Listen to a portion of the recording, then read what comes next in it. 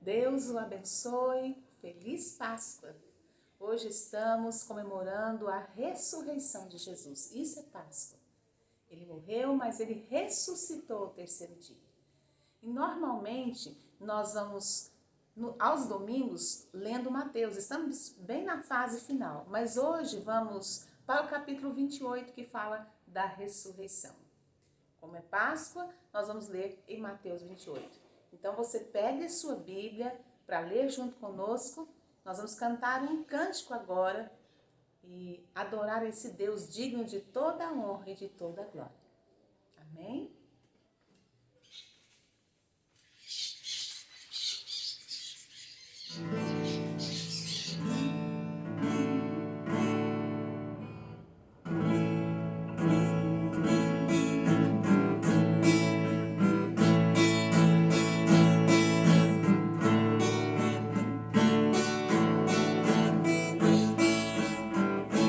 Deus enviou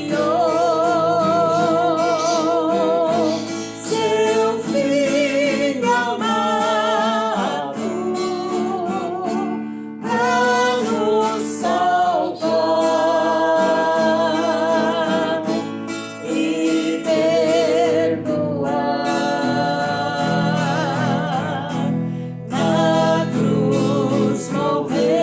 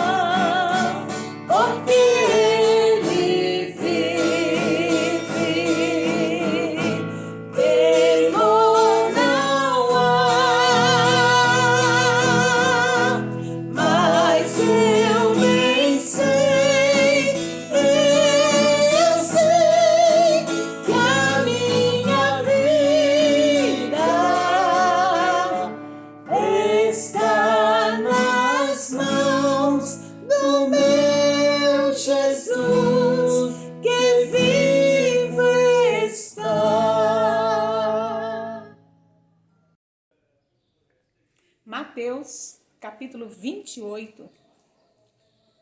No findar do sábado, ao entrar o primeiro dia da semana, Maria Madalena e a outra Maria foram ver o sepulcro. E eis que houve um grande terremoto, porque um anjo do Senhor desceu do céu, chegou-se, removeu a pedra e assentou-se sobre ela. O seu aspecto era como um relâmpago, e a sua veste alva como a neve. E os guardas tremeram espavoridos e ficaram como se estivessem mortos. Mas o anjo, dirigindo-se às mulheres, disse: Não temais, porque sei que buscais a Jesus que foi crucificado. Ele não está aqui, ressuscitou, como tinha dito. Vinde ver onde ele jazia. Indo, pois, depressa, e dizei aos discípulos que ele ressuscitou dos mortos e vai adiante de vós para a Galileia. Ali o vereis. É como vos digo. E retirando-se elas apressadamente do sepulcro, tomadas de medo e grande alegria, correram a anunciá-lo aos discípulos. E eis que Jesus veio ao encontro delas e disse: Salve! E elas, aproximando-se, abraçaram-lhe os pés e o adoraram. Então Jesus lhes disse: Não temais, ide avisar a meus irmãos que se dirijam a Galileia e lá me verão. E indo elas, eis que alguns dos guardas foram à cidade e contaram aos principais sacerdotes tudo o que sucedera. Reunindo-se eles em conselho com os anciãos, deram grande soma de dinheiro aos soldados, recomendando-lhes que dissessem: Vieram de noite os discípulos dele e o roubaram enquanto dormíamos. Caso isso chegue ao conhecimento do governador, nós o persuadiremos e vos poremos em segurança. Eles receberam o dinheiro, fizeram como estavam instruídos, e esta versão divulgou-se entre os judeus até o dia de hoje. Seguiram os 11 discípulos para a Galileia, para o monte que Jesus lhes designara. E quando o viram, o adoraram, mas alguns duvidaram. Jesus, aproximando-se, falou-lhes dizendo: Toda autoridade me foi dada no céu e na terra. Ide, portanto, fazei discípulos de todas as nações, batizando-os em nome do Pai e do Filho e do Espírito Santo, ensinando-os a guardar todas as coisas que vos tenho ordenado. E eis que estou convosco todos os dias, até a consumação dos séculos. Vamos orar, queridos.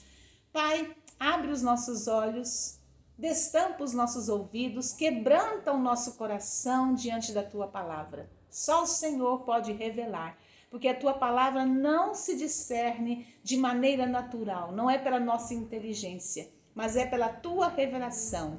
A revelação é espiritual. Então ajuda-nos, ó Deus, fala o nosso coração para que possamos seguir a Jesus, obedecer a Jesus, que é o Filho de Deus que se fez homem, morreu na cruz do Calvário e ressuscitou o terceiro dia. Estamos comemorando a Páscoa em aliança com Jesus e adoramos a Jesus que ressuscitou, e porque ele ressuscitou, nós vamos ressuscitar um dia. A morte não terá domínio sobre nós, nosso corpo não ficará para sempre no túmulo, mas o Senhor vai nos dar um novo corpo. Nós agradecemos em nome de Jesus. Meus amados, o que aconteceu ali no túmulo foi algo sobrenatural. Sobrenatural. Vocês viram que os soldados ficaram aterrorizados porque um anjo desceu do céu e se assentou sobre a pedra. As mulheres, elas ficaram com medo e com muita alegria, porque era algo sobrenatural, mexeu com elas. Apesar de estarem muito alegres com a ressurreição, era óbvio que não era uma coisa normal. E os soldados viram a mesma coisa que as mulheres viram. Nós sabemos que Deus, durante toda a nossa vida, ele se revela a nós. Ali foi uma revelação maravilhosa. As mulheres foram instruídas pelo anjo que estava ali a irem procurar os outros discípulos, avisaram a eles que era para eles ir para Galileia, eles foram. E é interessante, mesmo vendo Jesus ressurreto, alguns duvidaram. A gente não está acostumado com coisas tão grandiosas. Os discípulos estavam, porque eles já tinham visto tantos milagres. Eles viram Jesus ressuscitar um morto, Lázaro, com 4 dias enterrado. Eles viram Jesus andar sobre as águas, multiplicar alguns pãezinhos, alguns peixinhos para alimentar uma multidão. Eles já tinham visto muitos milagres. Eu sei que na sua vida, que talvez você não viu muitos milagres, mas com certeza Deus tem se revelado a você. Deus tem se revelado, respondido suas orações, às vezes através de alguém que ora por você, através de você mesmo. Quantas vezes você foi livrado da morte, Deus te atendeu, Deus te livrou. Então nós sabemos que cada um na nossa vida vamos ter revelações. Mas se fecharmos o coração, ou se não valorizarmos o que Jesus nos oferece, será difícil. Será difícil nós termos a vida eterna. A Bíblia diz que quem encontra o reino dos céus encontra um tesouro de grande valor e deixa tudo por ele. Quem encontra o reino dos céus encontra uma pérola de grande valor e vende tudo mais para comprar aquela pérola.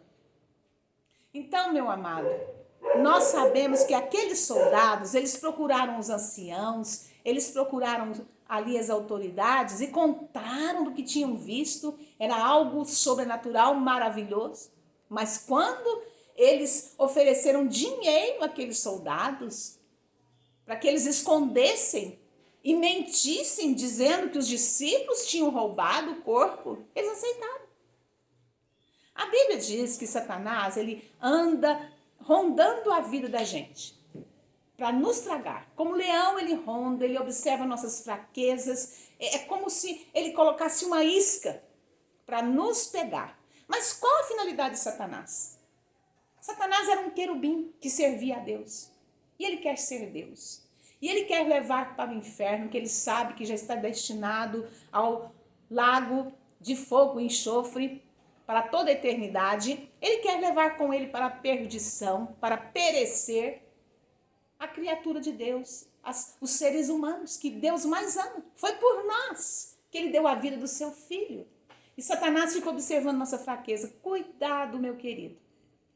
Cuidado. Os soldados entregaram, né, aquelas autoridades a experiência que tiveram, mas foram iludidos a aceitar o dinheiro e fechar a sua boca, e em vez de contar da ressurreição, eles contaram uma história mentirosa.